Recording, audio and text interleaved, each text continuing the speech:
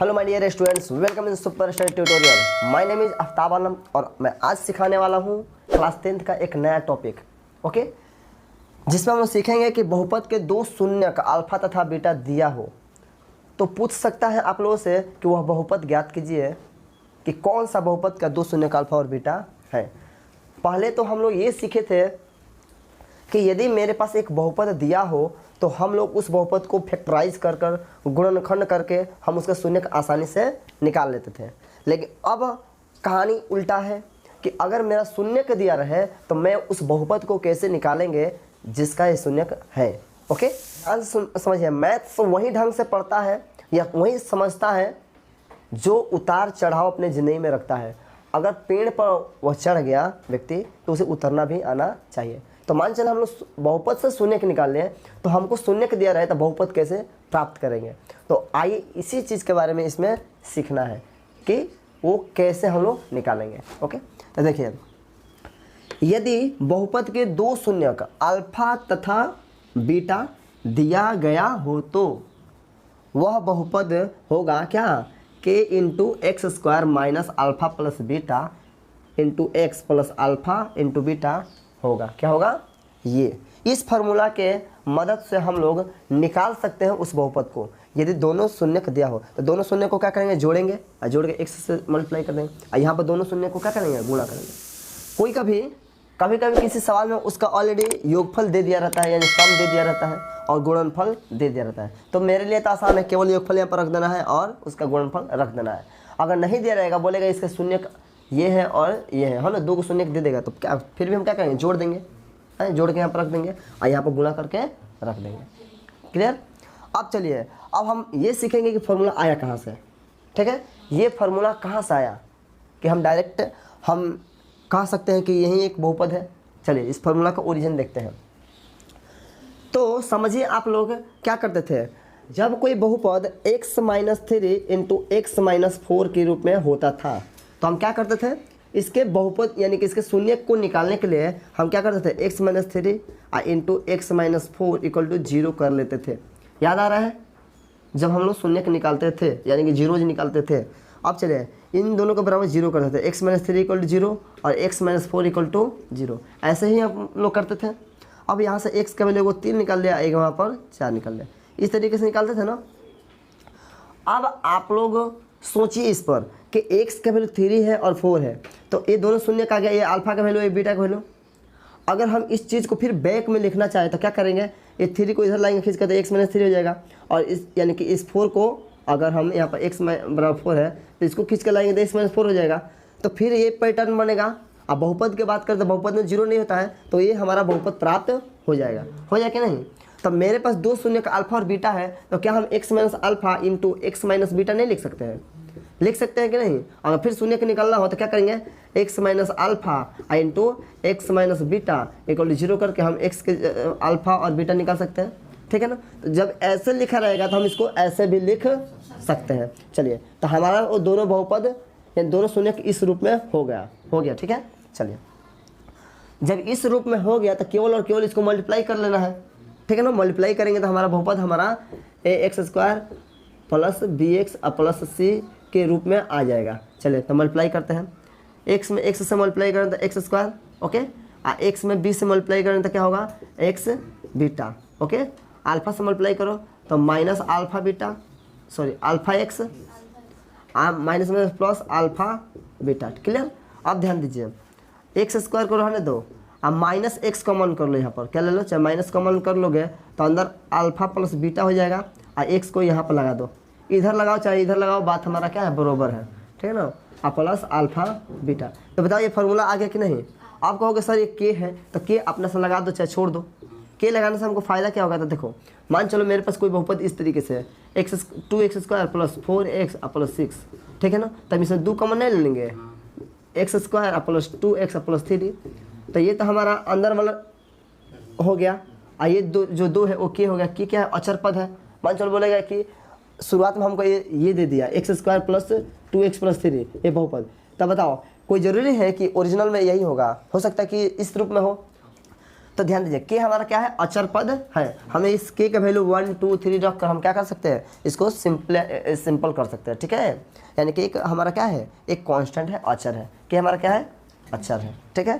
तो अब बताइए ये फार्मूला हमारा प्राप्त हो गया कि नहीं। इस फार्मूला को प्राप्त करने के लिए बस हमारा शून्य की काफ़ी था। हम उस शून्य को क्या, उस शून्य को हम लोग इस रूप में लिख दिए और मल्टीप्लाई कर दिए। मल्टीप्लाई करने के बाद क्या हमारा आंसर प्राप्त हो गया। अब हम लोग इजीली कह सकते हैं कि यदि बहुपद के किसी बहुपद के दो शून्य का अल्फा और बीटा हो तो हम उस शून्य को इस रूप में लिख सकते हैं और वही हमारा क्या होगा, बहुपद होगा, पोलिनोमियल होगा। समझ में आ रहा है। चलिए तो हम इस पर क्वेश्चन बनाते हैं ताकि हमारा जो समझने की टेंडेंसी है और बढ़ जाए। तो मान लीजिए मेरे पास दो शून्यक अल्फा इक्वल टू 3 और बीटा इक्वल टू -2 हो तो वह बहुपद यानी कि पोलिनोमियल ओके। ज्ञात कीजिए मतलब फाइंड कीजिए, ठीक है, फाइंड कीजिए, ओके। समझ में आ रहा है। तो क्या करेंगे, आराम से क्या करेंगे, बहुपद बराबर लिखेंगे फार्मूला बहुपद, चाहे हम आराम से क्या करेंगे, अल्फा, इसको अल्फा मान लेंगे, अल्फा तो माना हुआ है, बीटा माना हुआ है। आप कहीं किसी में अल्फा बीटा नहीं दिया रहता है तो किसी को अल्फा और किसी को बीटा मान सकते हैं।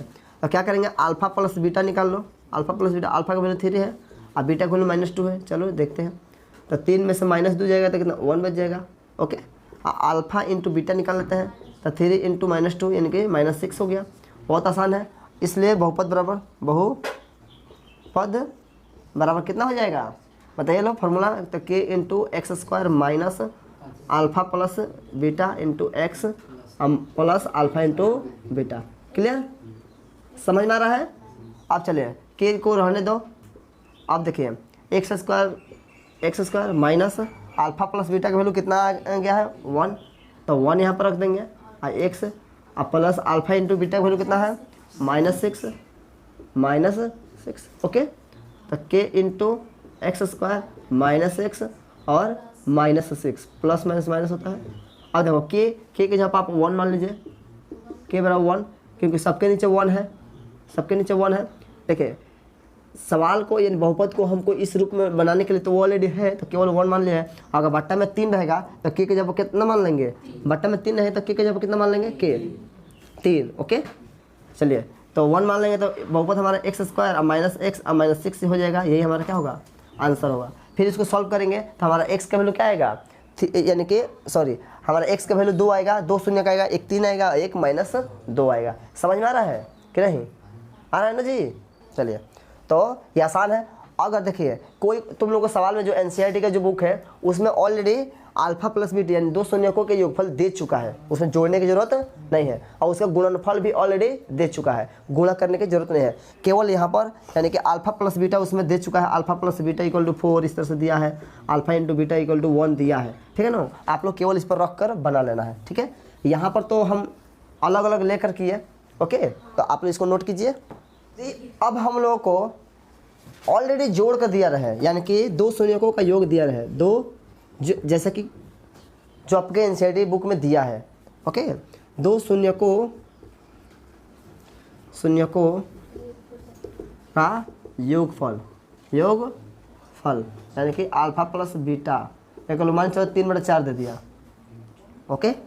और तथा गुणनफल यानी कि मल्टीप्लिकेशन उसका दे दिया फल अल्फा इंटू बीटा एक मान चलो दे दिया तुम्हारा 4 ले दिया है ना, 4 दे दिया, ओके।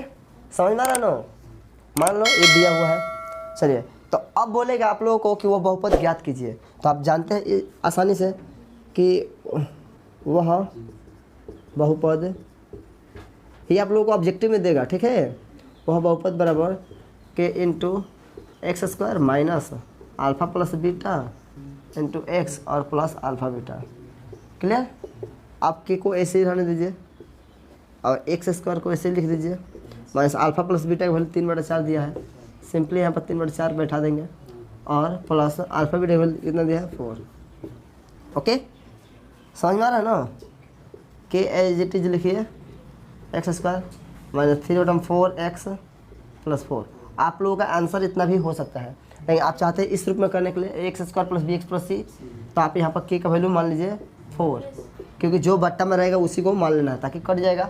ठीक है, तो आप 4 से मल्टीप्लाई कर दीजिए, x² - 3/4, ओके, x + 4, ओके। तो 4 से मल्टीप्लाई कीजिए तो 4x² - 3x, 4 से 4 यहाँ पर कैंसिल हो जाएगा, आप प्लस 4 × 16, ये हमारा बहुपद हो जाएगा। ओके, k = 4 मानते हैं। समझ में आया कि नहीं? तो इस तरीके से आप बना सकते हैं। अगर बट्टा में √3 है, √3 है, तो √3 से मल्टीप्लाई कर देंगे।